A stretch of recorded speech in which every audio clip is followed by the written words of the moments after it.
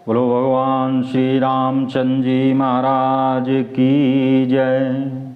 यदि कोई और अनी व्यापक समर्थ ब्रह्म है तो हे नाथ वह मुझे समझाकर कहिए। मुझे मूर्ख जान हृदय में क्रोध न करके जिस प्रकार मेरा ज्ञान दूर हो जाए वही कीजिए। मैंने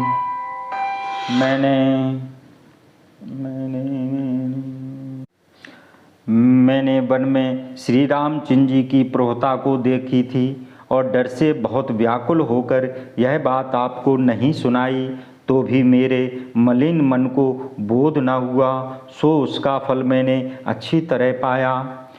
अब भी मेरे मन में कुछ संदेह है, मुझ पर कृपा करिए। मैं हाथ जोड़कर विनती करती हूँ, हे प्रभु, आपने उस समय मुझे बहुत प्रकार से समझाया था, यह समझकर हे नाथ क्रोध न कीजिए।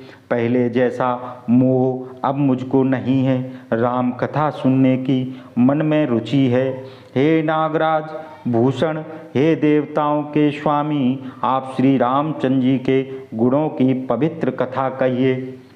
मैं पृथ्वी पर सिर रखकर आपके चरणों को प्रणाम करती हूँ और हाथ जोड़कर विनती करती हूँ कि आप श्री रामचंद्र जी का निर्मल यश वेदों का सारांश लेकर वर्णन कीजिए। यद्यपि स्त्री को वेद सिद्धांत सुनने का अधिकार नहीं है, तथापि मन कर्म और वाणी से मैं आपकी दासी हूँ। साधु लोग जहाँ आर्त अधिकारी पाते हैं वहाँ गूढ़ तत्व को भी नहीं छिपाते हैं। हे देवेश, बहुत दीन होकर मैं आपसे पूछती हूँ, कृपया करके आप रघुनाथ जी की कथा कहिए। कृपया करके आप रघुनाथ जी की कथा कहिए। पहले वह कारण विचार कर बतलाइए जिससे निर्गुण ब्रह्म सगुण रूप धारण करता है। फिर हे प्रभु राम जी के अवतार की कथा कहिए। फिर उदार बाल चरित्र का वर्णन कीजिए। जिस प्रकार श्री जानकी जी से विवाह हुआ सो कहिए, और राज्य को छोड़ दिया सो क्या दोष था। वन में रहकर जो अनेक चरित्र किए और जैसे रावण को मारा, हे नाथ वह भी कहिए। फिर हे सुख स्वरूप शंकर जी, रामचंद्र जी ने जगत गद्दी पर बैठकर अनेक लीला राजगद्दी पर बैठकर अनेक लीलाएं की, वे सब कहिए। हे कृपा निधान, जो अद्भुत कार्य रामचंद्र जी ने किए वे सब कहिए। रघुवंश मणि श्री रामचंद्र जी प्रजा सहित अपने धाम बैकुंठ को कैसे गए। फिर हे प्रभु वह तत्व वर्णन कीजिए जिसके स्मरण में मुनि और ज्ञानी जन सदा मग्न रहते हैं। भक्त ज्ञान और वैराग्य का वर्णन कीजिए। श्री राम जी के और भी जो अनेक गुण चरित्र हों उन्हें भी कहिए। हे नाथ आपका ज्ञान निर्मल है। हे प्रभु मैंने जो न पूछा हो वह भी छिपा न रखिए। आपको वेदों ने तीनों लोकों का गुरु कहा है। अन्य तुच्छ जीव इस रहस्य को क्या जाने।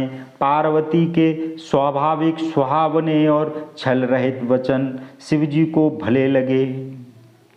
शिवजी हृदय में राम जी के सब चरित्रों का स्मरण हो आया। प्रेम से शरीर पुलकित हो नेत्रों में जल भर आया। राम जी का रूप हृदय में आ गया जिससे शिवजी को अनंत सुख हुआ। महादेव जी 2 घड़ी ध्यान में मग्न रहे। फिर उन्होंने मन को ध्यान से हटाया, तब प्रसन्न होकर राम जी का चरित्र वर्णन करने लगे। जिसके बिना जाने झूठ भी सत्य जान पड़ता है। जैसे रस्सी में सांप का भ्रम हो जाता है, जिसको जान लेने से संसार छूट जाता है। जैसे जागने से स्वप्न का भ्रम दूर हो जाता है। मैं उन्हीं श्री रामचंद्र जी के बाल रूप की वंदना करता हूँ जिनका नाम जपने से सब सिद्धियां सुलभ हो जाती हैं, मंगलों के धाम अमंगलों के हरने वाले तथा श्री दशरथ के आंगन में विहार करने वाले श्री रामचंद्र जी मुझ पर कृपा करें। श्री रामचंद्र जी को प्रणाम कर शिव जी प्रसन्न हो अमृत के समान वाणी बोले, हे पार्वती, धन्य है, तुम्हारे समान उपकारी कोई नहीं है। तुमने राम जी की कथा का प्रसंग पूछा है, जो सब लोगों को पवित्र करने वाली गंगा के समान है। तुम राम जी के चरणों में प्रेम रखने वाली हो, जगत के हित के लिए ही तुमने ये प्रसन्न किया है।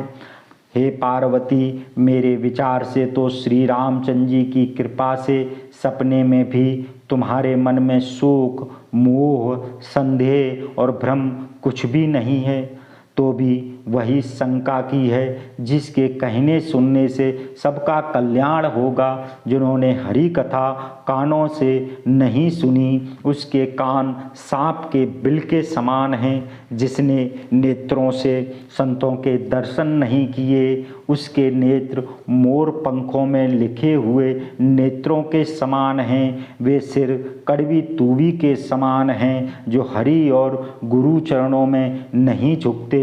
जिन्होंने अपने हृदय में हरि भक्ति धारण नहीं की है, वे प्राणी जीते हुए भी मुर्दों के समान हैं। जो लोग राम गुणगान नहीं करते हैं, उनकी जीव मेंढक की जीव के समान है। वह छाती वज्र के समान कड़ी है और निष्ठुर है, जो हरि चरित्र सुनकर प्रसन्न नहीं होती। हे पार्वती, श्री राम जी की लीला सुनो, जो देवताओं को हित करने वाली और राक्षसों को मोहित करने वाली है। श्री राम कथा कामधेनु के समान सेवा करने से सब सुखों की देने वाली है। साधुओं की सभा देवलोक है, ऐसा जानकर इसे कौन सुनेगा। राम कथा हाथ की सुंदर ताली है, जो संदेह रूपी पक्षी को उड़ा देती है। राम की कथा कलयुग रूपी वृक्ष के काटने की कुल्हाड़ी है। हे पार्वती, आदर के साथ सुनो। वेदों में राम जी के नाम, गुण, सुंदर चरित्र, जन्म, कर्म सभी असंख्य कहे हैं। जैसे भगवान राम अनंत हैं, वैसे ही उनकी कथा, कीर्ति और अनेक गुणों का भी अंत नहीं है।